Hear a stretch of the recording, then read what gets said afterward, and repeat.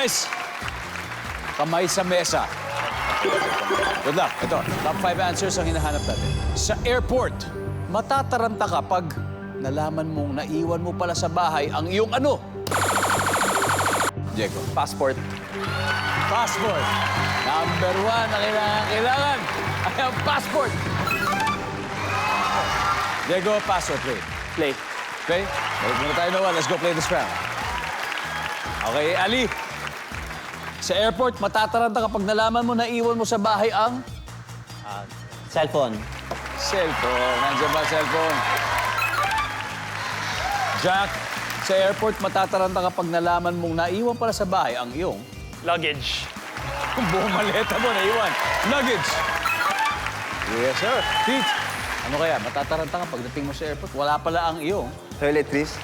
toiletries. Nandiyan ba ang toiletries? Wala. Diego, you got 2 more chances. Ticket. The ticket. Nandiyan ba ang ticket? Yan. Although ngayon, electronic na. Pwede naman kahit nasa cellphone. Alip, sa airport, matataranta kapag nalaman mo na iwan pala sa bahay ang iyong IDs. IDs. Kailangan ng IDs. Nandiyan ba ang IDs? Wala. Jack, Team Web. Yan, usap-usap na ang Team Web. Matataranta kapag nalaman mong naiwan pala sa bahay ang iyong Jowa. Wow! Jowa. Nandiyan ba ang jowa? Wala. Wala, Team Web. Olivia, sa airport, matataranta ka pag nalaman mong naiwan mo pala sa bahay ang iyong Wallet. Wallet. Joshua. Pagkain. Pagkain.